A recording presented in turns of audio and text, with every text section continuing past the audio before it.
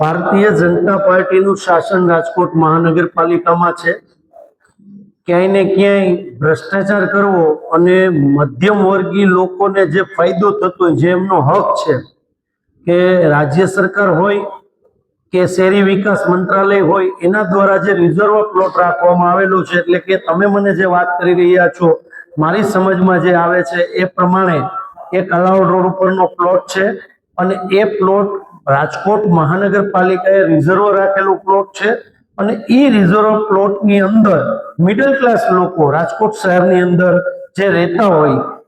એમને પોતાને પોતાનું ઘર મળે એ હેતુથી એ પ્લોટ રિઝર્વ રાખવામાં આવેલો હોય છે અને ત્યાં આવાસ બનાવવાના હોય છે અને એમાંથી મહાનગરપાલિકાની જે આખી પ્રક્રિયા છે એ પ્રક્રિયામાં જેને લાગે એ પ્રમાણે એ ફ્લેટો આવાસો દેવામાં આવતા હોય છે।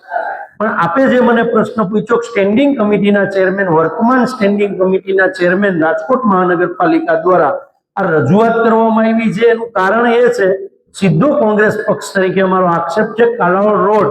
એટલે કે રાજકોટનો હાટ સમાન રોડ ગણી શકાય અને એ રોડ ઉપર જંત્રી પણ, સરકારી જંત્રી પણ ઊંચી છે અને બજાર કિંમત પણ ઊંચી છે, બધા લોકો રાજકોટની જનતા પણ જાણે છે। તો એ જગ્યા ક્યાંક ને ક્યાંક કોઈ બિલ્ડરને આપી દેવી અથવા વેચી દેવી અથવા ભ્રષ્ટાચારની માનસિકતા સાથે આ પ્લોટ છે એને વેચી નાખો અને એ જગ્યાએ હેતુ ફેર કરીને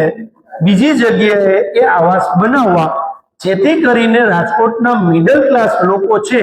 એ જે રાજકોટનો જે હાટ સમાન રોડ કહી શકાય એવા વિસ્તારમાં નાના મધ્યમ વર્ગીય લોકોને આવાસ ન ફાળવવા આ ભારતીય જનતા પાર્ટીનો સ્પષ્ટ ખેલ છે, આવું અમે સ્પષ્ટ માનીએ છીએ। જે મિડલ ક્લાસ લોકોનો હક છે એ જગ્યાએ જે ટેન્ડર પ્રક્રિયા થઈ ગઈ છે પછી બ્રેક મારવાનું કારણ શું? કોને ખટાવવા માટે તમે બ્રેક મારો છો?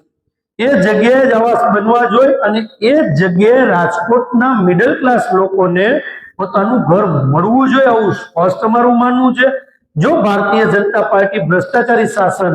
આની અંદર મેલી મુરાદ રાખીને જો ભ્રષ્ટાચાર કરવાની થશે તો અમારે લોકોને સાથે લઈ અને રાજકોટ મહાનગરપાલિકાના કાન આમરવા પડશે અને કોંગ્રેસ છે હર હંમેશા પ્રજાની સુખાકારી માટે લડતી આવી છે અને લડતા પણ રહેશે।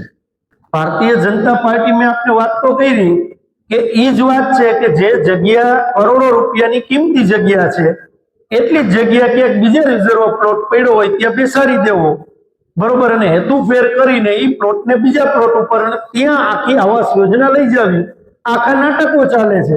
અને એ રાજકોટની જનતા પણ જાણે છે, મીડિયા પણ જાણે છે, પણ અમે રાજકોટના મિડલ ક્લાસ લોકોનો હક કોઈને ખાવા નહીં દઈ। એ ભારતીય જનતા પાર્ટીના સત્તાધીશો હોય કે રાજકોટ મહાનગરપાલિકાના મ્યુનિસિપલ કમિશનરશ્રી હોય, કોઈ પણ તંત્ર સામે કોંગ્રેસ છે એ આક્રમકતાથી લડશે અને લોકોને પોતાનો હક અપાવશે।